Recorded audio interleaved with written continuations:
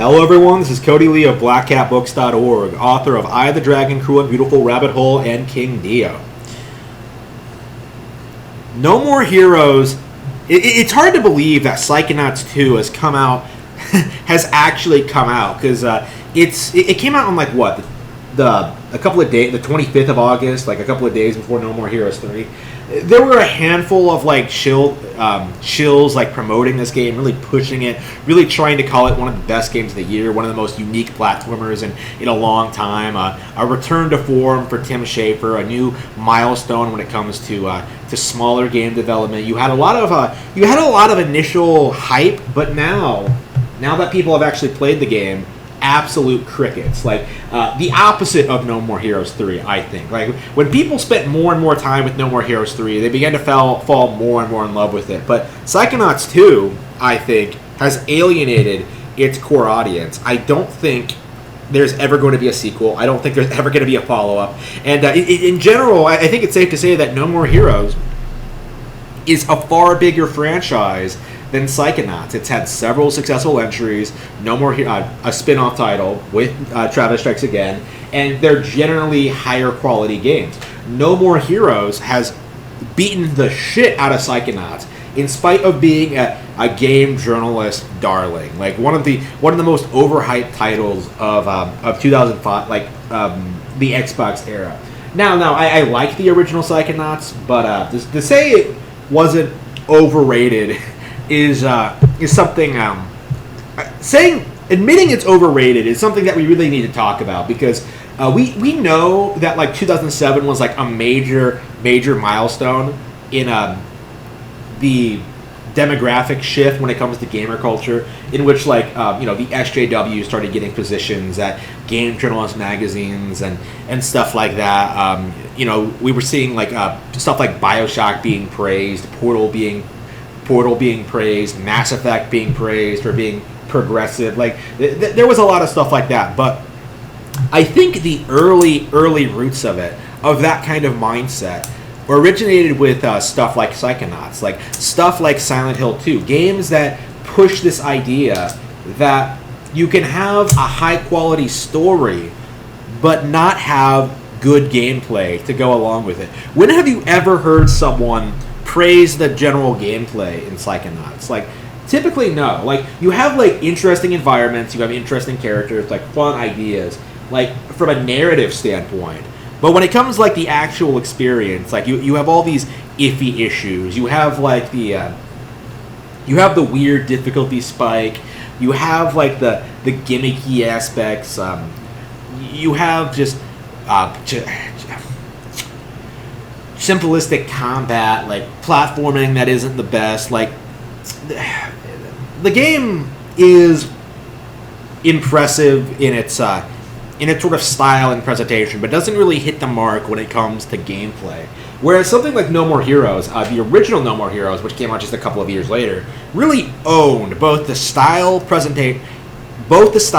and the substance. Like No More Heroes, despite what a lot of people want you to believe, is a very compelling, engaging action game franchise. I would say at this point better than Devil May Cry, because Devil May Cry only has like what? Doesn't have like any good games. Like Devil May Cry has like Devil May Cry 3 and that's it, and that's very much pushing it. Like Devil May Cry isn't that good of an action game franchise. Like No More Heroes does a great job with its boss design, its level setup, its general gameplay loop, its story presentation and characterization.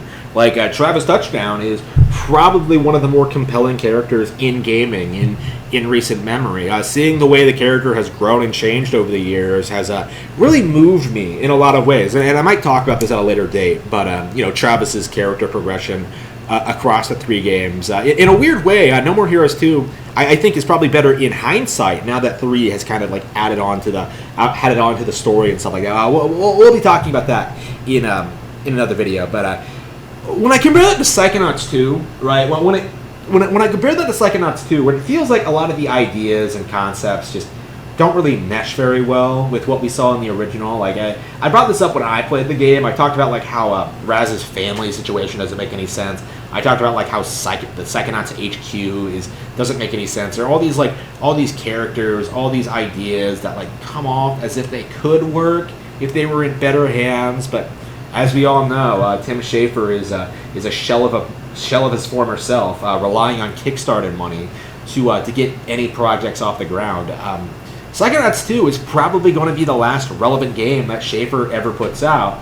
Meanwhile, Suda, assuming this No More Heroes 3 is a success for him, is going to move on to new projects. Like, I think he's confirmed about 5 new projects from Grasshopper Manufacturer. 3 of them new IPs. I think one is like Hotel Barcelona. I believe that's the one he's working with Swery. I'm very excited to see that. I think he's also said that he wants to re-release Flower, Sun, and Raid. So if that's the case, I am definitely picking that up. Assuming it comes to Switch, I am definitely picking that up. Really interested in getting a better version of that. I own the DS version, but I didn't get into it. I actually really should give that another shot after after playing No More Heroes 3, but after playing the Silver Case. But like, No More Heroes 3 makes me enthusiastic about Suda's future. It makes me excited about his past. It makes me excited about like experiencing his talking about his game and like letting people know that like, yeah, this is something great. Psychonauts 2 does not inspire that in me. Like, you guys know what I'm like. I'll praise anything if it's good, right? Like, I'll talk about anything positively if there are positive merits to it.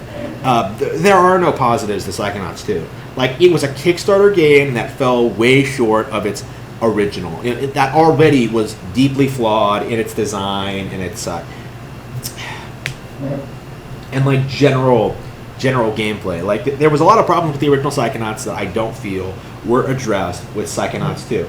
Like, Psychonauts 2 is a story-focused game that does not have a good story, and that is a downright disaster. No More Heroes 3 is so much more worthy of your time, so much more worthy of your attention, and on top of everything else, it's exclusive to a better console. So, after you're done playing No More Heroes 3, you, like me, will be moving on to the Great Ace Attorney, to the Silver Case, to Pokemon Super Mystery Dungeon, to new Pokemon Snap, to WarioWare, to Metroid Dread next month. The high-quality releases on Switch never let up. No More Heroes 3 is just one title, and that title is a very spectacular one indeed.